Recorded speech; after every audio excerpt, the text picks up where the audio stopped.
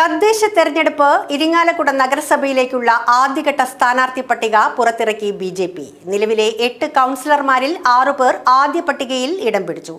BJP south ജില്ലാ committee ഓഫീസിൽ വിളിച്ചു ചേർത്ത വാർത്താ സമ്മേളനത്തിൽ ജില്ലാ പ്രസിഡന്റ് AR ശ്രീകുമാറാണ് ആകെയുള്ള 43 വാർഡുകളിൽ 30 വാർഡുകളുടെ ആദ്യഘട്ട സ്ഥാനാർത്ഥി പട്ടിക പുറത്തിറക്കിയത്. BJP parliamentary party leader Santhosh Boban 27-ാം വാർഡായ കാരുകുളങ്ങരയിലും ബിജെപി നിയോജക മണ്ഡലം പ്രസിഡന്റ് കൂടിയായ കൗൺസിലർ ആർച്ച അനീഷ് 6-ാം വാർഡായ മാപ്രാണത്തും കൗൺസിലർമാരായ TK ഷാജു 7-ാം വാർഡായ മാടായിക്കോണത്തും അമ്പിളി ജയൻ 24-ാം വാർഡായ പൂച്ചക്കുളത്തും വിജയകുമാരി അനിലൻ 37-ാം വാർഡായ പൊറത്തുശ്ശേരിയിലും മായ അജയൻ 43-ാം വാർഡായ പുറത്താടും ജനവിധി തേടും.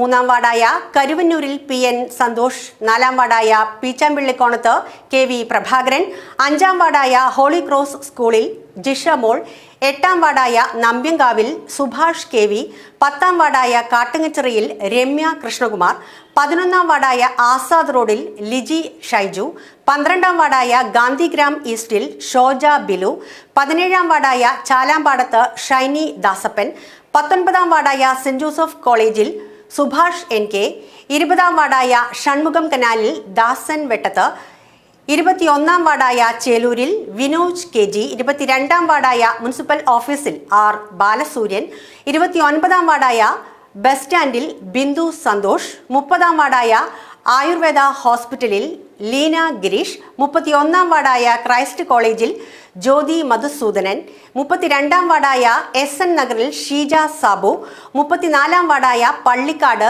സജീന KR, 35-ാം വാർഡായ സിവിൽ സ്റ്റേഷനിൽ സിജി KS, 38-ാം വാർഡായ മഹാത്മാ സ്കൂളിൽ സിന്ധു സതീഷ്, 39-ാം വാർഡായ തളിയക്കോണം സൗത്തിൽ ലാംബി റാഫേൽ, 40-ാം വാർഡായ കല്ലടയിൽ റമീള സതീശൻ, 41-ാം വാർഡായ തളിയക്കോണം നോർത്തിൽ സുനില പ്രഭു, 42-ാം വാർഡായ പുത്തൻതോടിൽ ചിത്ര ബിനിൽ എന്നിവരാണ് സ്ഥാനാർത്ഥികൾ.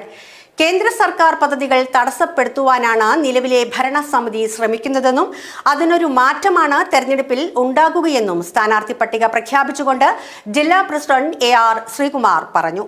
ജില്ലയുടെ ചുമതല വഹിക്കുന്ന അഡ്വക്കേറ്റ് MM വിനോദ്, ജില്ലാ ജനറൽ സെക്രട്ടറിമാരായ കൃപേഷ് ചെമ്മണ്ട, KP ഉണ്ണികൃഷ്ണൻ, സംസ്ഥാന സമിതി അംഗം സന്തോഷ് ചെറാകുളം, മണ്ഡലം പ്രസിഡന്റ് ആർച്ച അനീഷ്, ജനറൽ സെക്രട്ടറിമാരായ Shaiju Kuttikkad, VC Ramesh, town committee president Lishon Jose Kattla, BJP നഗരസഭാ parliamentary party leader Santhosh Boban എന്നിവരും വാർത്താ സമ്മേളനത്തിൽ സംബന്ധിച്ചിരുന്നു.